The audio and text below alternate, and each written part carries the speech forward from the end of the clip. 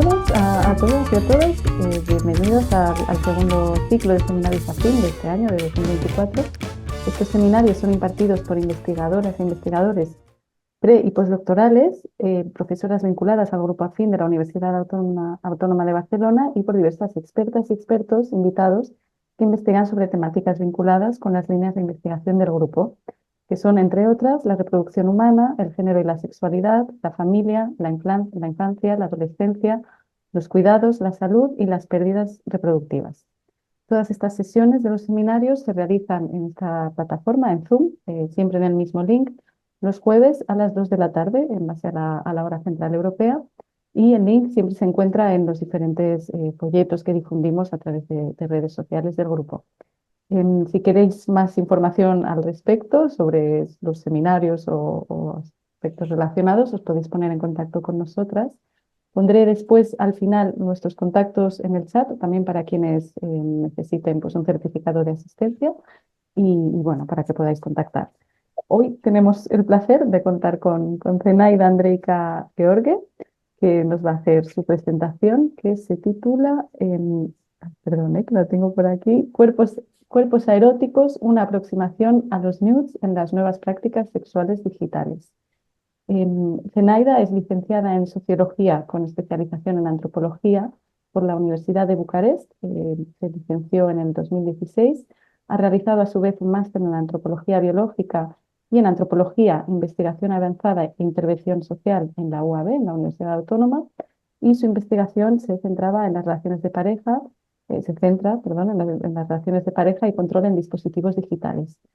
Actualmente es becaria FI del Grupo AFIN y está llevando a cabo una tesis doctoral que se enmarca en el proyecto Sexafin, Sexualidades e Infancias, donde trata el tema de la sexualidad, tecnologías digitales e infancia.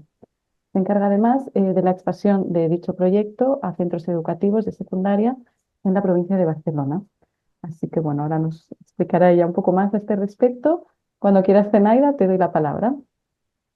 Vale, muchísimas gracias, Paula, por la introducción y ahora compartiré pantalla. Uy, veo que he empezado por el final. Sí, se ha quedado de antes. Bueno. Un segundo. Vale. Pues otra vez, muchísimas gracias, Paula, por la presentación y muchísimas gracias el equipo de organización de los seminarios por la invitación. Y nada, voy a empezar, ¿no? A presentaros unos cuantos resultados, diría, de lo que fue mi investigación del trabajo de final de máster, que ahora están en proceso de ser publicados, que se titula, ¿no? Esta presentación, Cuerpos aeróticos, una aproximación de los nudes a las nuevas prácticas sexuales digitales. Estos resultados vienen de una investigación antropológica basada en 22 entrevistas que se realizaron con jóvenes entre 18 y 35 años, todos de la provincia de Barcelona, en Cataluña. Otro tema que me gustaría que tengamos en cuenta, dado a las limitaciones, ¿no? de la investigación, se centra en personas que se identifican de forma binaria, o mujeres o hombres, y también que están en relaciones heterosexuales. No hacer este disclaimer al principio para ubicarnos un poco en el tema. Por lo tanto, primero de todo, no sé si, Paula, si me puedes confirmar, ¿se ve la varita de las fotos de Teams, de Zoom? ¿O veis la presentación entera? ¿Cómo? No te he entendido. O sea, vemos la presentación completa, sí. O sea, la barrita yo la veo arriba, pero sí, sí, la Vale, presentación. perfecto. Es que a mí me sale en un lado y digo que no tape la No, se ve presentación. bien. Sí, sí. Vale, genial. Pues antes de pasar adelante en presentaros, me gustaría hablar de esta idea de cuerpo, ¿no? Cómo entendemos, cómo se entiende el cuerpo en nuestra sociedad? Y me gustaría decir, ¿no? Esta cita de Esteban de 2004 que dice, el cuerpo es así entendido como el lugar de la vivencia, el deseo, la reflexión, la resistencia, la contestación y el cambio social en diferentes encrucijadas económicas, políticas, sexuales, estéticas e intelectuales. Qué quiere decir esta cita y en conjunto con otros autores clave? en temas de cuerpo que están un poco presentados en esta tabla, ¿no? Como Moss, Mary Douglas, Foucault, Judith Butler y, por lo último, Donna Haraway, es que la forma en cual el cuerpo se ha entendido en nuestra sociedad ha sido muy cercanamente relacionada con la sociedad, ¿no? Marcel Mauss habla de técnicas del cuerpo, como andar, caminar, ¿no? Habla del trabajo y cómo estas son culturalmente condicionadas y que los estamos aprendiendo. Aunque Moss no ha hablado específicamente, ¿no? del tema de la sexualidad, sí que se podría aplicar también en que ciertas prácticas sexuales podrían llegar a ser aprendidas y esto ya lo veremos un poco más tarde. Luego, Mary Douglas, ¿no? También nos habla de que el cuerpo es un símbolo de la cultura. Y bueno, ella en su investigación hace esta distinción entre limpio, sucio, puro, impuro, a partir también de esta idea de las moralidades, de la integridad de la sociedad, que veremos que hoy en día también se aplican mucho a las prácticas sexuales y la idea de cómo las prácticas sexuales digitales confluyen junto a a la moralidad. Bueno, luego el clásico que mucho de mi trabajo se centra es Michel Foucault, ¿no? Que habla sobre cómo disciplinamos los cuerpos a través de la vigilancia, ¿no? Que es esta idea que nuestro comportamiento cambia y actuamos en función del biopoder de la sociedad, digásemos, ¿no? De las instituciones y todo el conjunto, que si volvemos luego a Amos, también son aprendidas, porque nos están socializando en esta idea de cómo presentar nuestro cuerpo y cómo actuar. Y por lo último, ¿no? Entrando en la idea de Judith Butler, de que el género se performa a través de actos corporales repetidos. Y aquí, ¿no? Se desafía esta idea esencialista del género. Para lo último, pasar a Donna Haraway, que sí que aquí ocurre un cambio bastante importante en la forma en cual hablamos no solo del cuerpo, sino también del género o incluso de la sociedad. Y es que su propuesta es romper esta idea de dicotomías, ¿no? Entonces, si nos referimos a Mary Douglas, ya no sería esta idea no de puro o impuro, o de moral o inmoral, sino que todo es muy fluctuante y muy cambiante. Y esto ella lo relaciona mucho con la tecnología y propone este concepto súper interesante de una persona cyborg. No cyborg como nos podemos pensar en la idea de Star Wars, ¿no? O de la película science fiction, que es una persona mitad humano, mitad máquina, sino el hecho de que la tecnología y por lo tanto las máquinas que en el... Uy, ¿sí? Bueno. En el contexto de esta investigación podríamos referirnos a los móviles, los ordenadores, las tablets, se convierten en una extensión de nuestra propia persona. Y aquí ella también introduce otro concepto muy interesante que es el de ciberprótesis, que partió de esta idea, ¿no? Por ejemplo, pierdes una extremidad, entonces, pues con el avance de la medicina se pueden reemplazar con un objeto de titanium, digésemos, pero en este caso no es tan físico, sino más hace referencia a la inteligencia artificial, a los filtros que se usan en redes sociales, y esto que cambia la forma en cual nosotros presentamos nuestro cuerpo.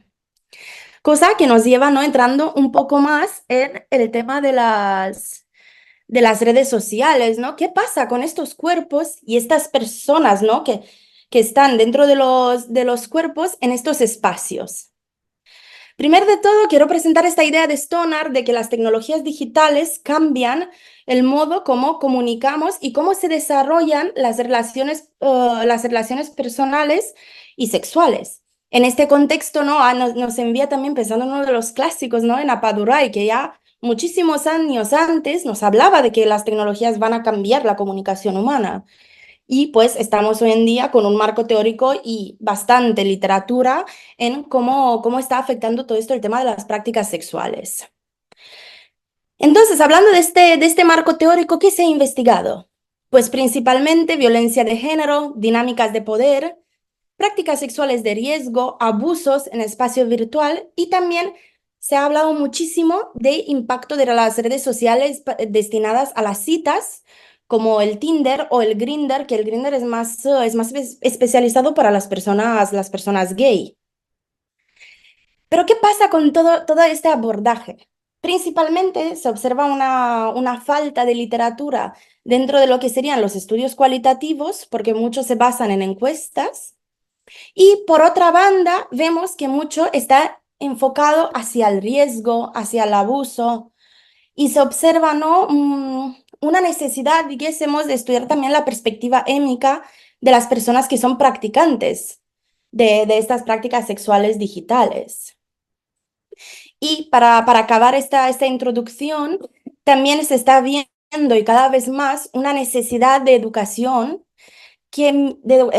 aquí entrando tanto en la educación afectivo-sexual por una banda y por la otra la educación digital. Y que todos estos procesos de, mejor dicho, que educación, acompañamiento de las personas jóvenes, aborde todas las complejidades de estas relaciones, de la comunicación en línea, porque ya veremos luego que es un poco diferente en cómo lo hacemos en el espacio físico. Entonces, ¿no? Para acabar esta idea de qué es tan diferente entre la conversación y la forma en cual nos estamos socializando en los espacios físicos que en online. Primero de todo, las redes sociales lo que han hecho ha sido alterar las fronteras entre los espacios públicos y los espacios privados. ¿Cómo? ¿Qué ha pasado? ¿No? Primero, se ha provocado un planteamiento muy serio sobre muchísimas preocupaciones relacionadas con la privacidad y la percepción personal de uno mismo. ¿Por qué estamos hablando de esta frontera de lo público y lo privado? Por una banda, ¿no? Al principio del Internet, digásemos en los años 90, cuando se ha ido popularizando y se ha facilitado el acceso, no existían políticas de privacidad. Todo el tema de los datos personales, por ejemplo, no estaba contemplado. Entonces, se han provocado muchísimos cambios de muy rápido. No estamos hablando hace 30 años, que en términos de la historia, digásemos, o de la sociedad, son 2 días realmente. Y en los últimos años sí que todo el tema de la privacidad y la importancia de esta se ha hecho bastante visible y las personas han empezado a preocuparse. ¿Qué pasa con mis fotos? ¿Quién tiene acceso a ellos? El contenido que yo publico, ¿dónde llegará? ¿No? Hace unos años se hablaba que una foto publicada en la plataforma Facebook, que ahora es dentro del Meta, una vez borrada sigue estando ahí durante 10 años. Pero con las nuevas políticas de privacidad y el hecho de que ahora se te informa todo lo que pasa con tu información, ha empezado a cambiar. Entonces, ¿qué pasa? Se busca un tipo de individualismo donde tu perfil o lo que tú publiques sea, digásemos, diferente, pero a la misma vez encajar con lo que se está siguiendo en estos, como se llaman, trends, ¿no? Dentro de las redes sociales. Y por lo otro, hay un continuo interés en hacer tu vida muy pública, incluso las partes privadas. En el sentido de, no sé si os suena el término de food porn, por ejemplo, que se ha popularizado mucho el hashtag en los últimos años, que simplemente es publicar una foto de un plato con lo que has comido, que tiene una estética muy bonita.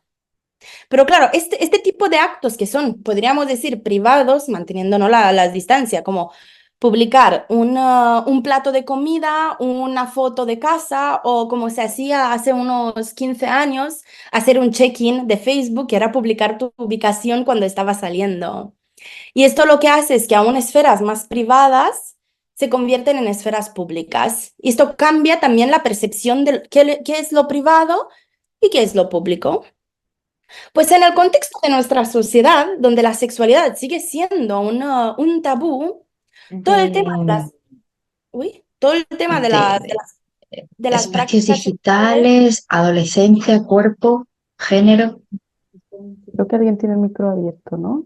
sí, creo que sí. Vale, tienes el micro Ujú. abierto. Vale, recogiendo mi idea. La sexualidad en nuestra sociedad sigue siendo un tabú. Y por lo tanto, en esta disminución y alteración de las fronteras, mucho del ámbito de la sexualidad sigue estando en el privado. Pero luego, si miramos muchas otras plataformas, como por ejemplo las plataformas de películas eróticas, las aplicaciones de citas, sí que también ocurren en el público. Entonces vemos muy claro en el contexto de la sexualidad que esta frontera no está bien definida.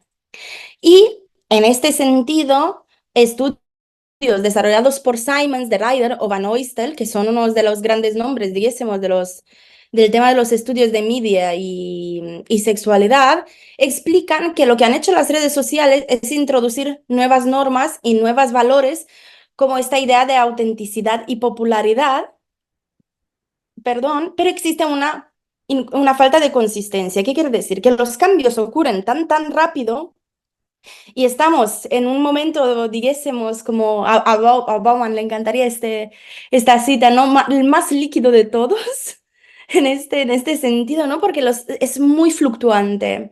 Entonces, si hoy, por ejemplo, está trending el hashtag food porn, igual de aquí 2 días ya no se considera de moda. Entonces estás jugando todo el rato entre quiero ser popular, quiero seguir los trends, pero también esta idea de autenticidad, de individualismo, de ser, digásemos, entre comillas, más guay, ¿no? Pero como esto se encaja, ¿no? Como con la sexualidad. Y vamos a hablar de una práctica en concreto, que es el sexting, que ha tenido muchísimos problemas de definición, digásemos. Hay varias, cada autor casi que utiliza una propia suya interpretación. Hay muchísimos literature reviews que están buscando esta idea, ¿no? de una sola definición. Entonces, este estudio realizado de Thorne es justamente un recogido de 1000 y pico estudios que describen el sexting como un intercambio de mensajes, imágenes o videos sexualmente sugerentes, y quiero subrayar esta idea de sugerente, y ha surgido como una forma prevalente de la expresión sexual. Y justamente esta prevalencia vemos que es muy diferente en función del momento histórico, de factores culturales, políticos y socioeconómicos. Y he encontrado estos dos estudios que pasan más o menos al mismo tiempo, el de Gámez Gaudís y el de Gassó, que sí que nos están explicando que hay bastante prevalencia, especialmente aquí en España. El primer estudio nos habla que un 37 aproximado de las personas antes de los 17 años practican el sexting, mientras que el de Gasol nos habla de que solo un 48% de los jóvenes antes de los 35 años son practicantes de sexting. Pero ¿quién los practica, no? Y hemos visto que es mucho más común en relaciones románticas que en encuentros casuales. Es decir, ¿qué sugiere esta idea? Que se necesita un vínculo afectivo para poder tener estas prácticas, que realmente este vínculo proviene más que nada de un miedo. ¿Cuál es el miedo? Que no sabes lo que pasará con las imágenes. Porque justamente esta idea de normas y valores sociales, ¿no? Que estaba hablando antes, que están en un continuo cambio, apenas se están construyendo. Nos encontramos en un momento, yo diría que muy clave justamente, donde ha empezado una conversación muy potente, tanto en lo que sería la parte académica, como incluso, ¿no? A nivel de prensa, por ejemplo, de legislación, de qué pasa con todas estas imágenes, dónde se ubica el consentimiento dentro de esto, hasta qué punto, cuál es la diferencia, ¿no? Entre compartir una imagen desnuda y compartir una foto de los deberes de otra persona, ¿no? Esta idea de hasta dónde se considera delito y no. Y justamente este miedo, esta preocupación constante hace que sean más común dentro de relaciones románticas. Y también muchos autores hablan que lo que hacen el uso de estas plataformas digitales es mantener la intimidad. De hecho, cuando cuando se ha preguntado, ¿no? por diferentes estudios por qué la gente prefiere las prácticas sexuales, pues han habido varias opiniones, ¿no? Por una banda, pues que si mejora la intimidad, porque puedes probar cosas nuevas, que es una forma de flirtear, que mejora la comunicación incluso, porque claro, al ser en escrito, que es la parte de intercambio de mensajes, pues muchas veces vemos esta idea de un continuo negociación de qué te gusta, qué no, y es mucho más visible en redes sociales. Entonces, pasando un poco a la idea de la vigilancia, ¿no? Que estaba hablando antes de Foucault, vemos dos aspectos muy importantes. Por una banda es el aspecto institucional, como regulaciones legales y monitoreo educativo y otros aspectos. De hecho, en este artículo de Lee y Croft hablan que sobre el sexting y sobre el tema de prácticas sexuales existen dos tipos de vigilancia. La que es la vigilancia hard y la soft, que esto no sabía muy bien cómo traducirlo. Entonces, la que es la hard realmente sería la parte que es caracterizada por las instituciones y todas las regulaciones legales que ocurren, que vemos un poco más tarde el caso concreto de España. Pero ¿qué pasa con todas estas regulaciones? Que lo que hacen es posicionar las prácticas sexuales digitales en comportamientos de riesgo. No es proteger a las personas que lo practican, sino la práctica en sí se considera peligrosa y por lo tanto ha habido un retraso muy grande en tener un marco legal que protege a estas personas. Y por la otra parte, cuando hablan de la soft surveillance, es un poco más personal, dijésemos, incluso a nivel de que tu propio trabajador puede imponer que no tengas prácticas sexuales digitales. ¿Por qué? Por un tema de moralidades. Porque ¿qué dice sobre ti si tienes prácticas sexuales digitales? Que estás teniendo un comportamiento de riesgo, que estás, ¿no? Volviendo a la idea de Rubin de 1960 y algo, que ahora no recuerdo muy bien el año, de que existe un sexo bueno y un sexo malo.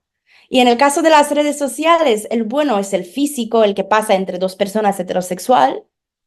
Igual esta idea de la heterosexualidad hoy en día se está borrando, las fronteras se van suavizando, pero sí que todo lo que ocurre en los espacios digitales sigue siendo el sexo malo. ¿Y a quién se culpa mayormente? Pues a las mujeres, a las adolescentes.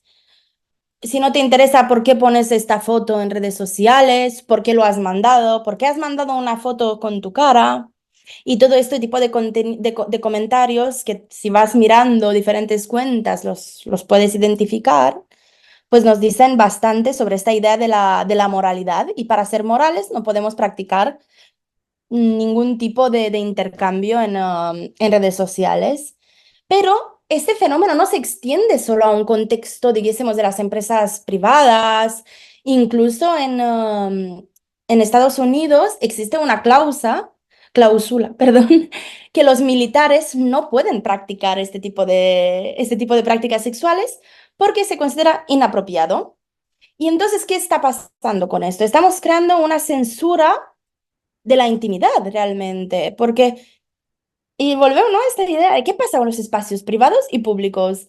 Realmente, el hecho de que tienes prácticas sexuales digitales te hace ser una persona inmoral, estamos, ¿no? Y como que manda un poco, a mí me hace a veces pensar en esta idea de las prácticas sexuales fuera del matrimonio, que una vez, ¿no? Con la caída de la institución del matrimonio después de la Revolución Francesa se ha ido borrando.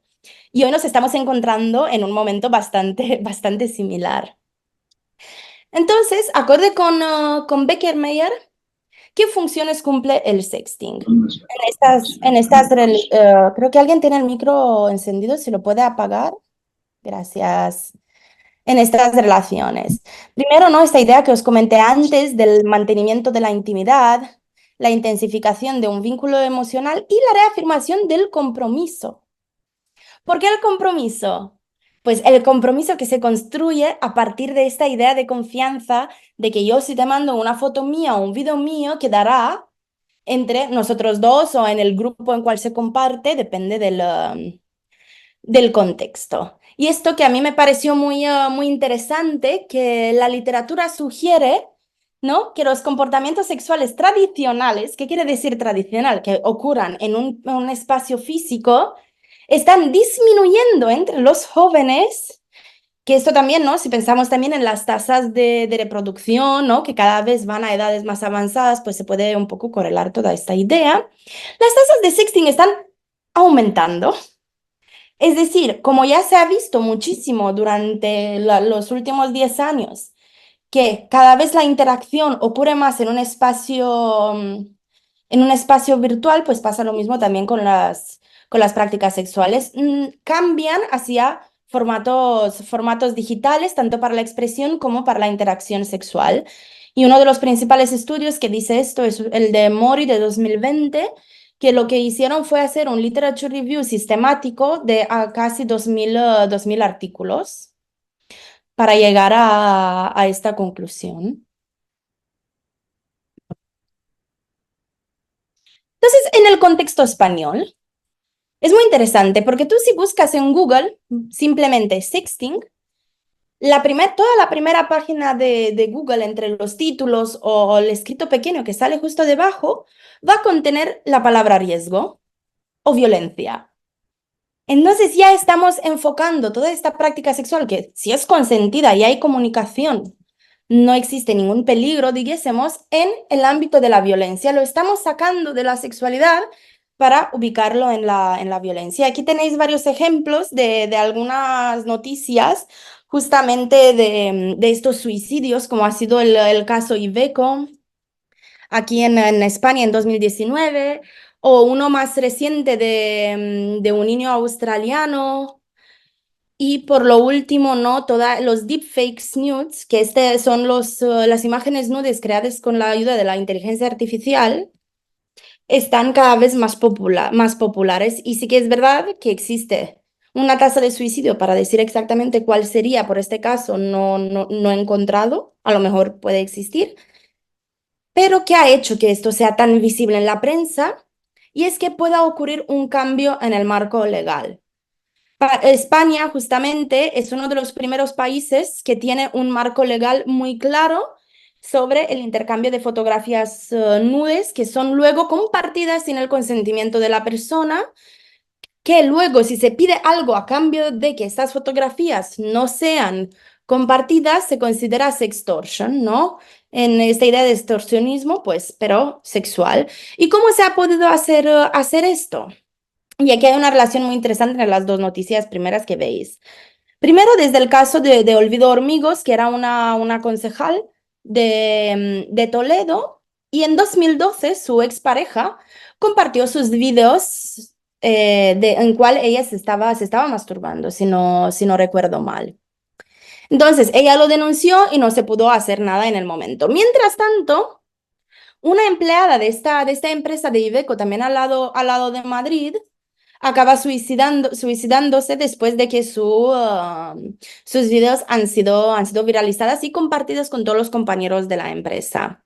En este tiempo, Hormigos lo que hace es que pide que se vuelva en el juicio, le dan la razón de que compartir estas fotos ha sido ilegal y de aquí parte el cambio en el artículo 197 de la Constitución española, donde compartir fotografías o vídeos sin el permiso de la persona es un delito.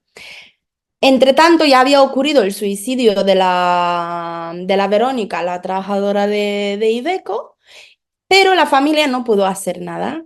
¿Por qué? Porque igualmente, aunque ha habido este cambio, tiene que ser la persona en causa quien denuncia. Y como obviamente ella no podía ser, su caso ha quedado sin resolver y por lo tanto la persona que compartió sus fotos no ha tenido que servir ni una pena o, digásemos, pagar por el hecho de compartir estos vídeos. Pero quitando este aspecto, digásemos, trágico de la situación, hoy en día existe un código penal, existen casos que se ha dado la razón y podemos hablar de que existe una protección y un marco que protege tanto a los jóvenes como a los mayores, como también especialmente a los menores de edad. Que aquí también existe una duda, porque por ejemplo en Estados Unidos cuando se han empezado a hacer estos marcos perdón, legales, el simple hecho de que dos menores compartían una fotografía o un vídeo, aunque era consentido, entraba dentro del aspecto de la pornografía infantil.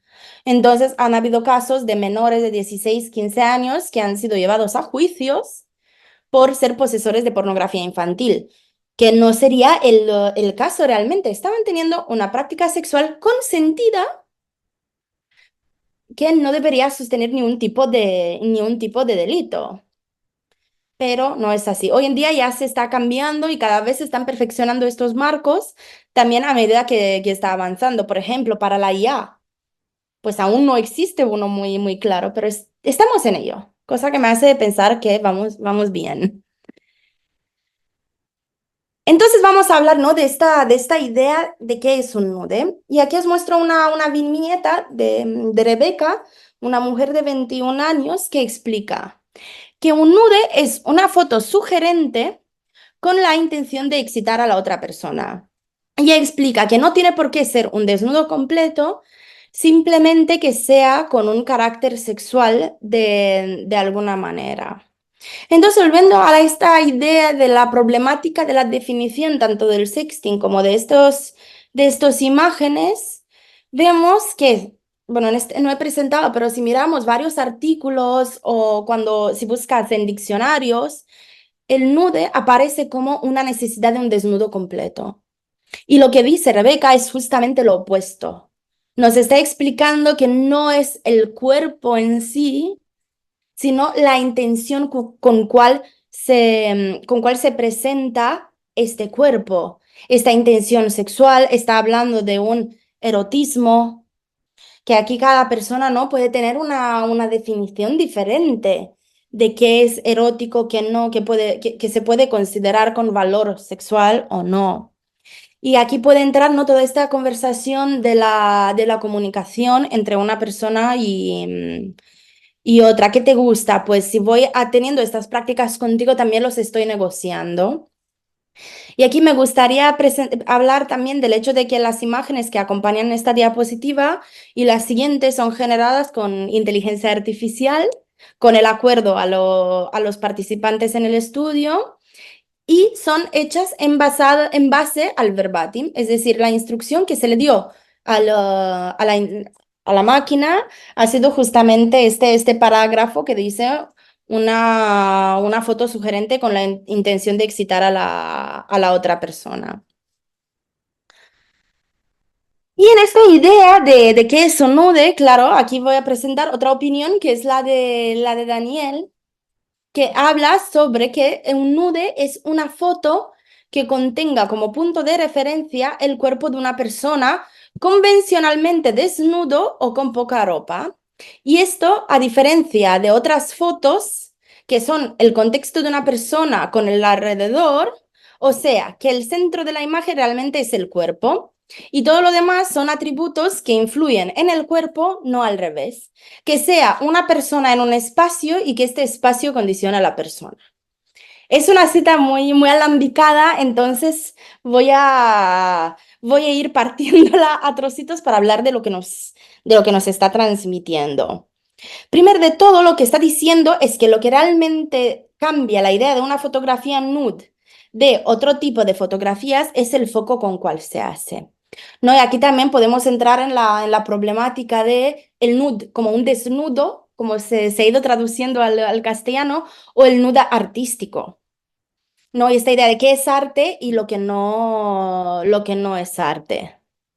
Pues realmente lo que estamos viendo es que estas ideas, como propondría Haraway, es que se están cada vez borrando más las fronteras y que si una persona considera que su foto nude es artística, aunque ha sido destinada para una práctica sexual, se puede considerar arte.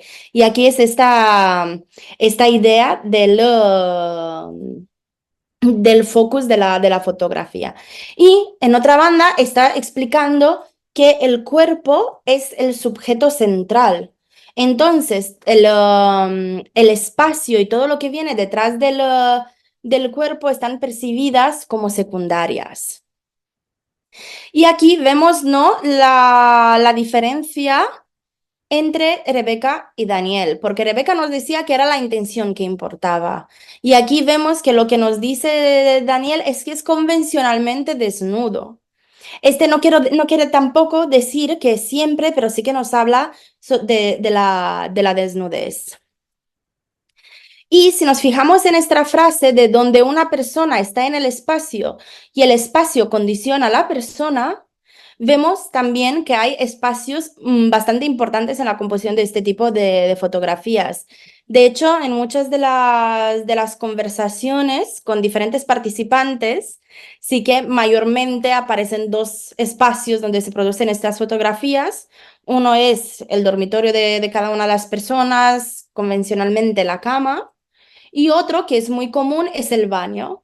Y de hecho una participante lo explica muy gracioso, bueno, es también su forma de hablar, dice, es que claro, ¿por qué me voy a desnudar dos veces cuando ya estoy a punto de entrar en la ducha o salir de la ducha y si me veo bien en el espejo, ya que lo tengo a mano, pues me hago una foto? Y ella también explica, ¿no? Que dice, a veces los hago solo para mí y me los guardo, ¿no? Y si en algún momento los quiere usar, pues ya tiene su propia biblioteca, dijésemos, de fotos suyas disponibles al momento. Que yo a veces le he preguntado por qué, ¿no? Y una de las explicaciones puede ser, pues que no sabe si la otra persona está disponible. Quiero decir, muchos de estos intercambios ocurren a distancia, bueno, la mayoría. Y cuando las personas no están físicamente presentes y esto me pareció interesante, ¿no? Es decir, si tú estás con tu pareja sexual en la misma habitación, sí que no vas a tener prácticas sexuales digitales. Y aquí sí que prevalen, ¿no? El espacio físico. Pero si simplemente estás a distancia, que esta distancia pueden ser 3.000, 4.000, 5.000 kilómetros o pueden ser dos calles más allá. Quiero decir, no, este concepto de relación a distancia también, también cambia. Y aquí hay algunos estudios que desde la geografía que son muy interesantes. Entonces, volviendo a la idea que quería explicar antes, que se me perdió el hilo del pensamiento. Bueno, no pasa nada, pero lo que estaba diciendo de esta chica que está explicando es que tú no sabes esta otra persona si puede en el momento, si le apetece. Entonces no hace falta calentarte tú cuando no sabes exactamente la respuesta que vas a recibir. Entonces, si existe un acuerdo previo de que estas prácticas están aceptables en la relación, al tener ya una foto a mano, sirve muy bien para, pues, empezar estas prácticas como hola, estoy aquí, foto. ¿No? Y no hace falta toda la preparación y todos estos procedimientos que cambian mucho de persona a persona. Por ejemplo, hablando con diferentes chicos o hombres, nos decían, claro, es que si mi pene no está empalmado, no voy a enviar un nude. Otro decía, bueno, pero empiezo con el no empalmado y luego a medida que se calientan las cosas, pues ya iré mandando. Esto es muy interesante, ¿no? Esta articulación entre también los genitales y esta falta de desnudez. Y de aquí también el título, ¿no? Del A en paréntesis de cuerpos aeróticos. Que hace un envío a esta idea de desnudez o no. Y esto creo que es un debate muy interesante. Voy un poco mal de tiempo, así que iré acabando ya con un poco esta conclusión de de estas dos citas y lo que la mayoría de personas nos dicen, y es que el discurso sobre las imágenes desnudas lo que hacen es que subrayan esta idea de naturaleza abstracta que transciende la mera exposición física. ¿Qué quiere decir? ¿No?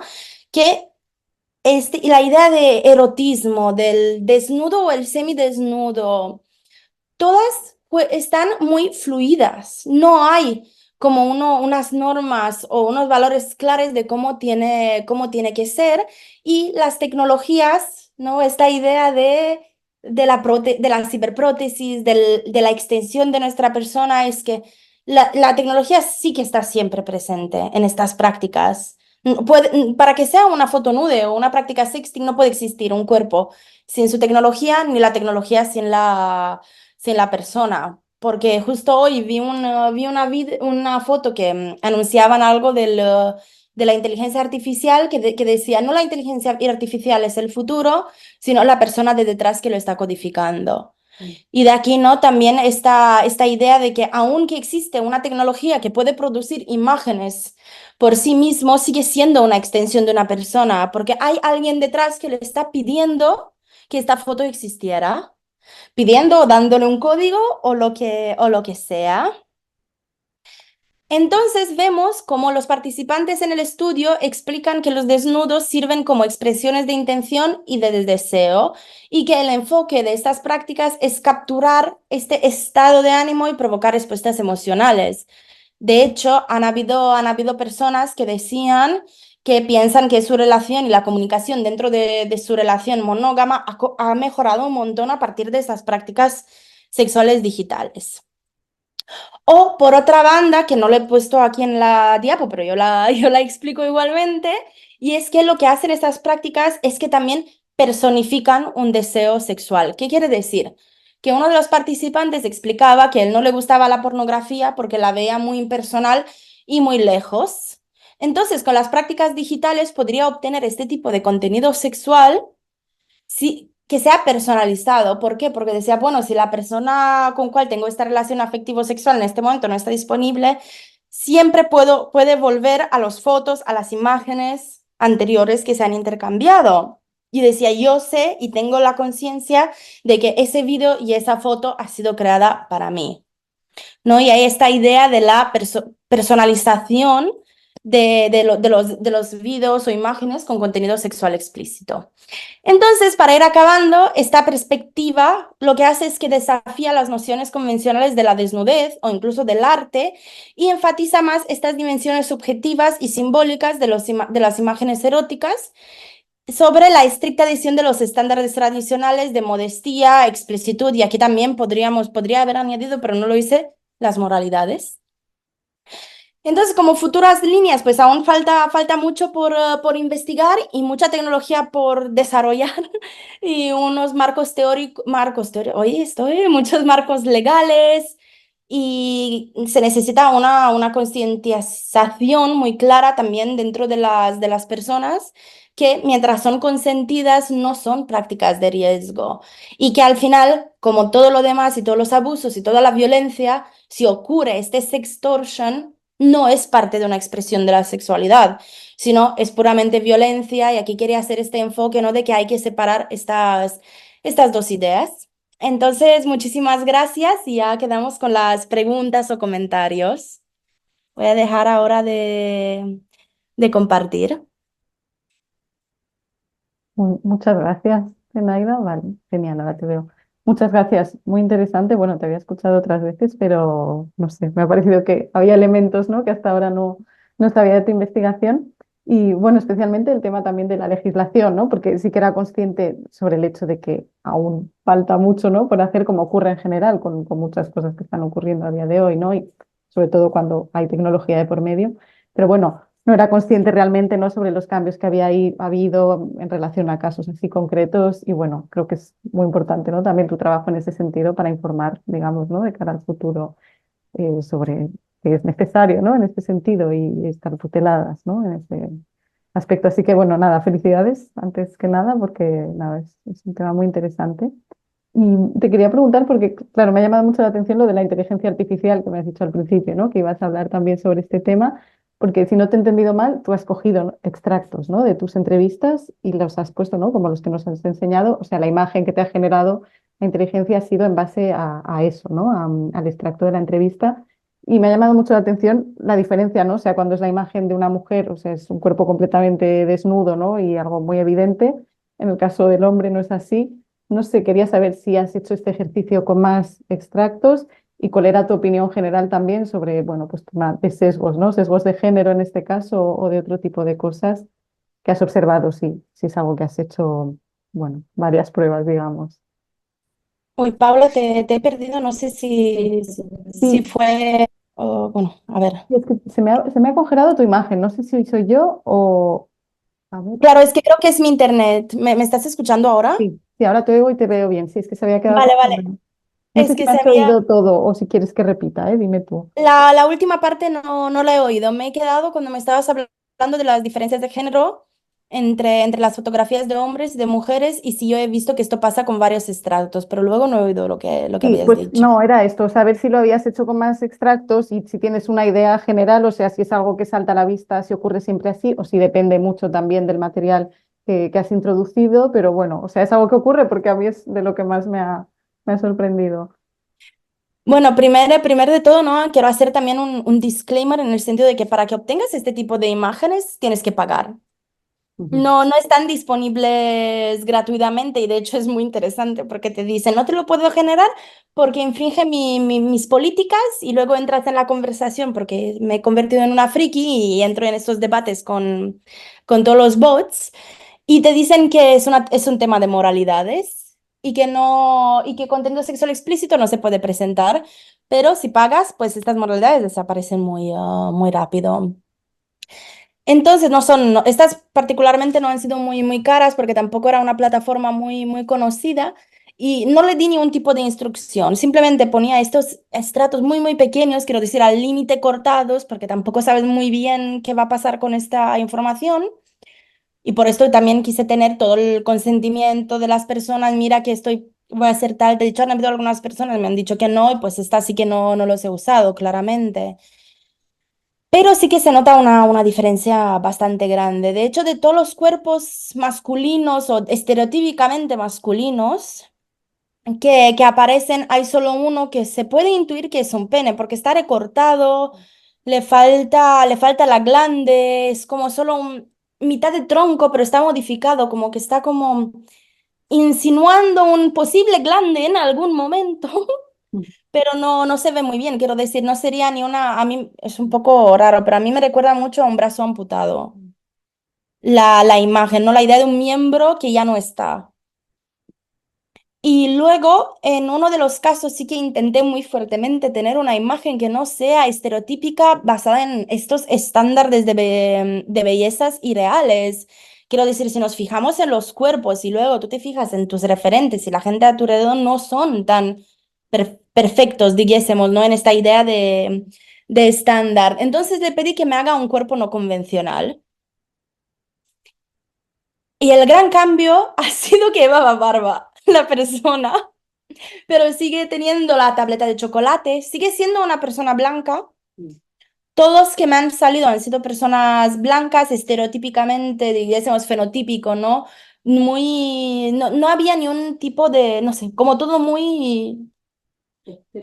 sí, muy estereotípico. A mí me recordaba un poco en la imagen europea de las personas, tanto por la vestimenta, por todo. Y de hecho, uno de los participantes, yo le enseñé la foto y me dijo algo del estilo tú, pero si este es blanco, no me representa nada. Y yo dije, es que claro, no le quise poner la instrucción directa, pero sí que hay una diferencia súper clara, tanto racial como de género. Ahora sí, estos son unos resultados preliminares y hay que pensar que al final son muy pocos verbatims, quiero decir, tampoco es plan generalizar esto. Ujú. Sí, pero bueno, súper interesante, ¿eh? La idea también, ¿no? De hacerlo así. Y luego el retorno también hacia tus informantes y ver cuál es la reacción, ¿no? Respecto a lo que ellos te han explicado, me parece muy buena idea y también para luego construir sobre esto. Pero sí, bueno, es todo un tema, ¿no? La inteligencia artificial ahora muy actual y claro, con estas temáticas muy importante también ese análisis.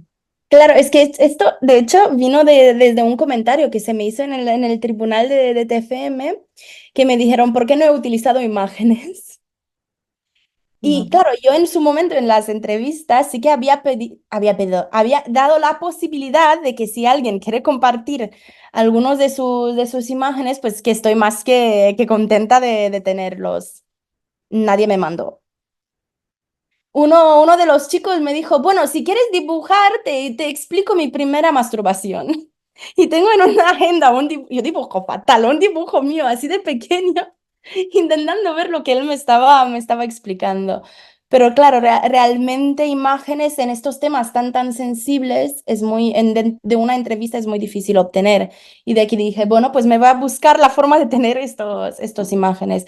Y sí que han sido mucho más receptivos a que sea, no, que no sea su cara. Y esto me pareció muy, muy interesante.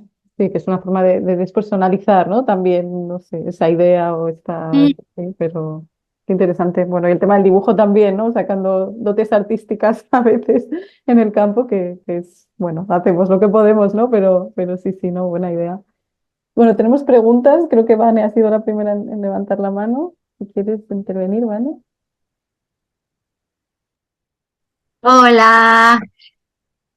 Bien, qué interesante la presentación, aunque llega un poquitín tarde.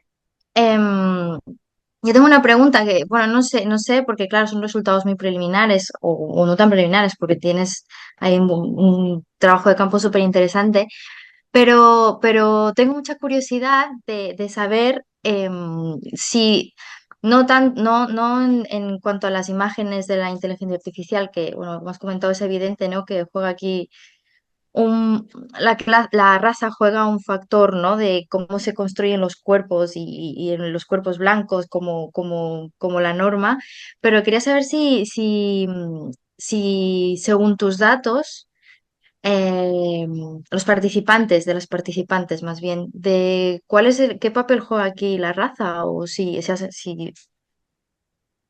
encontrado, si hay hallazgos o no aún.